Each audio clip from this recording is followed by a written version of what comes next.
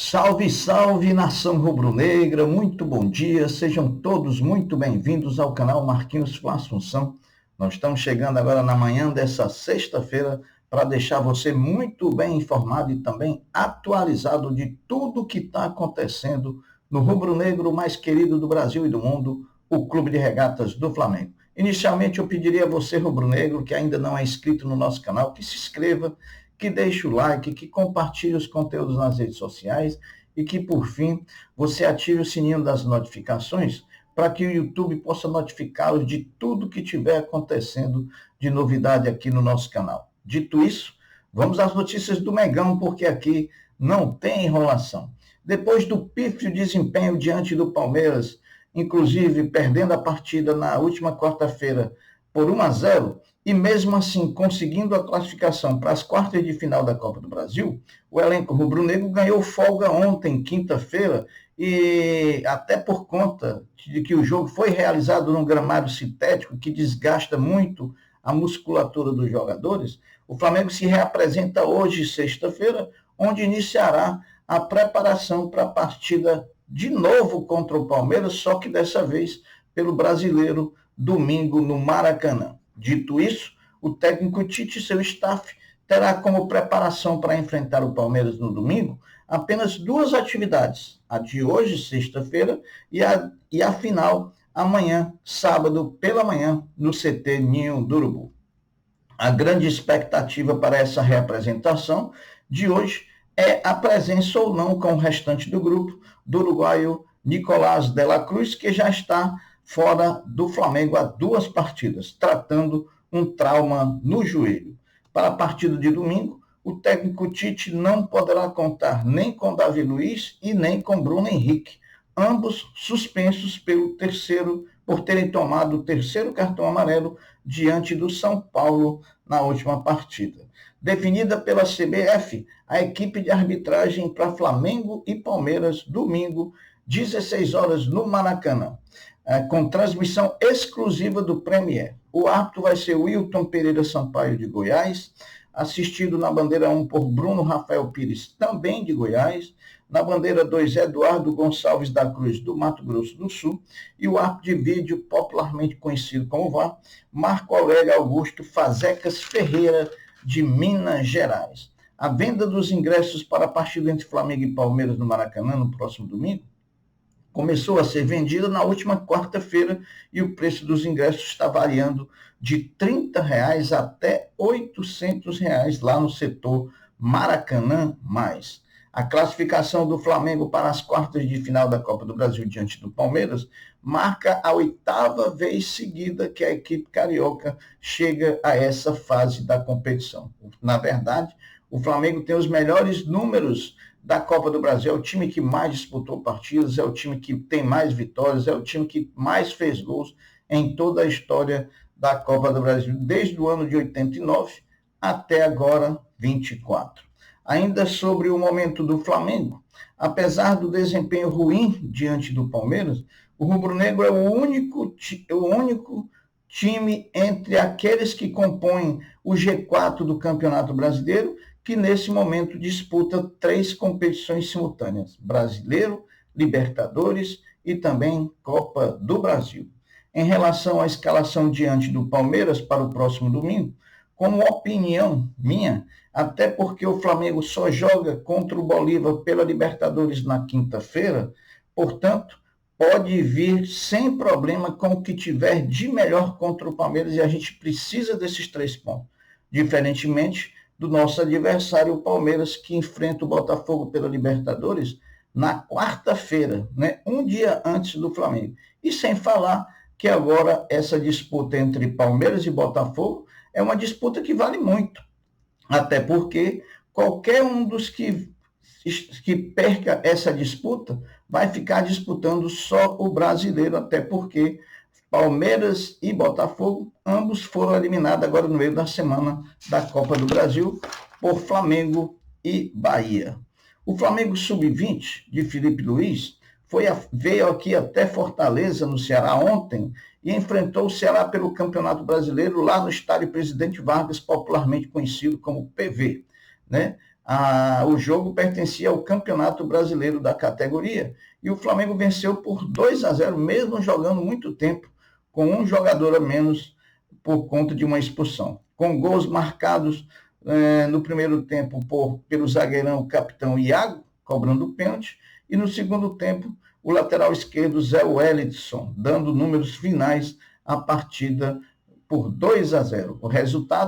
Com o resultado, o Flamengo garantiu matematicamente a classificação para as quartas de final da competição. O meia Lohan, mais uma vez, jogou pelo Sub-20 do Mengão, ele que vai ser presença no dia 24 de agosto pelo Mundial. Falando em Sub-20, está confirmado, olha a notícia em primeira mão, está confirmado a partida entre Flamengo e Olympiacos da Grécia pela final do Intercontinental de Clubes Sub-20 será realizado no dia 24 de agosto no Maracanã, portanto, daqui a exatamente 15 dias, exatos, às 16 horas no Maracanã, terá transmissão exclusiva do Sport TV. Essa é uma informação que não tinha ainda, mas foi confirmada ontem, dia 24, no Sport TV Maracanã, 16 horas, Flamengo e Olympiacos pelo Intercontinental de Clubes, o Flamengo buscando aí mais um título mundial inédito.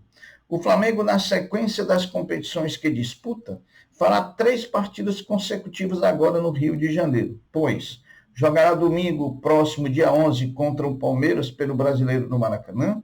Na quinta-feira, dia 15, enfrenta o Bolívar, também no Maracanã pela Libertadores, e finaliza a terceira partida jogando no Rio, no domingo, dia 18, às 18h30, quando enfrentará o Botafogo jogando no Engenhão. Dentre esses próximos 3 jogos, 2 são pelo Brasileiro, justamente os 2 jogos que podem começar a definir o Brasileirão, pois são justamente os 2 confrontos diretos contra os adversários que brigam com o Flamengo pelo título, Palmeiras no domingo, dia 11, e Botafogo no domingo, dia 18. Então, esses 2 não se pode negociar, tem que ganhar.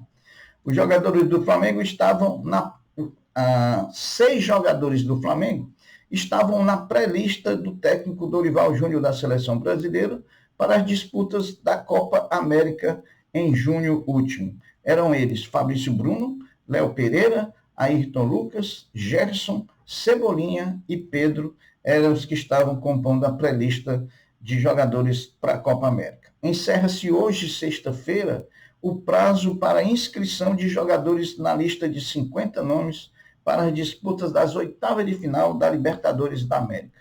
O Flamengo deve apenas incluir o nome do centroavante Carlinhos, que não tinha condição de jogo diante da fase de grupos da competição. Então, como o Flamengo não contratou ninguém, não vai inscrever ninguém por contratação, somente o Carlinhos, que foi contratado apenas na janela anterior. O Conselho Deliberativo do Flamengo foi convocado. O Conselho Deliberativo do Flamengo foi convocado para uma reunião na noite da próxima terça-feira, dia 13, para votar a autorização da assinatura de um contrato de fiança bancária com o Banco XP. O que é isso, Marquinhos? A fiança é de 41,48 milhões e será apresentada à Prefeitura Municipal do Rio de Janeiro para garantir, nos termos do edital do leilão do terreno do gasômetro, eventual diferença determinada pela Justiça entre o valor pago à vista pelo Flamengo após o leilão de 31 e o valor real do terreno do gasômetro. Isso é mais ou menos assim, é a garantia de que o Flamengo vai pagar essa diferença caso a Justiça determine e não fique nas costas da Prefeitura. Isso está lá no edital, uma previsão, uma cláusula, então o Flamengo tem que cumprir as cláusulas do edital.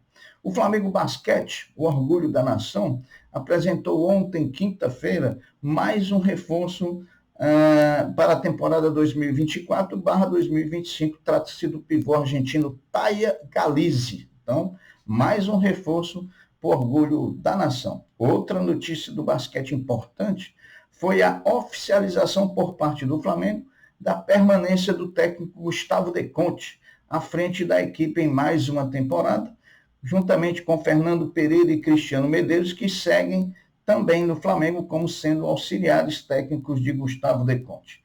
Definido ontem à noite em Goiânia, o último classificado para as quartas de final da Copa do Brasil. O São Paulo, jogando em Goiânia, empatou com Goiás por 0-0 e garantiu ser o último classificado para as disputas das quartas de final da Copa América, com a definição dos 8 clubes que farão parte do sorteio organizado pela CBF para as quartas de finais da Copa do Brasil e também do chaveamento até a final da competição. Sorteio esse que deve acontecer na próxima semana. Os times classificados são os seguintes: Flamengo, São Paulo, Vasco da Gama, Atlético Paranaense, Atlético Mineiro, Juventude, Corinthians e Bahia são os classificados e que farão parte do sorteio. Agora uma notícia de atualização da questão da construção do estádio próprio do Flamengo. O vice-presidente de patrimônio do Flamengo e também interlocutor junto às questões do estádio, Marcos Bodan, detalhou as próximas fases da concepção e construção do estádio próprio do Flamengo pela diretoria do Flamengo. A fase 1 já aconteceu com o estudo de viabilidade técnica. Esse estudo já está feito, já está pronto, inclusive ele foi mostrado para a prefeitura como forma de convencimento para que a prefeitura do Rio de Janeiro pudesse desapropriar o terreno do gasômetro. A fase 2 é a fase de elaboração do conceito de como será o estádio do Flamengo. A duração dessa fase é para que termine em outubro, sendo esta a fase atual que está se vivendo. Determinar como vai ser o estádio, com capacidade para quantos torcedores, qual vai ser o formato do estádio, tudo isso vai ser decidido nessa fase. E, chegando-se ao final dessa fase, vamos para a fase 3, que é justamente a elaboração e o lançamento de uma concorrência internacional para o projeto arquitetônico do estádio do Flamengo. O Flamengo abre a possibilidade para qualquer escritório do mundo fazer o projeto do seu terreno. O Flamengo lança o edital, bota as diretrizes de como quer, e aí os escritórios vão trabalhar, aqueles que tiverem interesse em participar desse processo de licitação, de concorrência internacional. A fase 4 é uma concorrência para a construção do estádio propriamente dito. Lança a concorrência para os escritórios de arquitetura, para lançarem os projetos, e depois lança uma concorrência para aqueles que vão construir o estádio do Flamengo. Então, é assim que se anda. A gente sabe que esse passo é um passo mais longo, né, mais burocrático, mas na hora que se avançar nessas 4 fases aí, dá uma deslanchada e a gente já vai começar a ver realmente, efetivamente, materialmente falando, a construção do estádio do Flamengo. Meus amigos, as notícias são essas, eu vou ficando por aqui, deixando uma até breve, uma até logo, dizendo fiquem todos com Deus, porque eu sempre estou com Ele.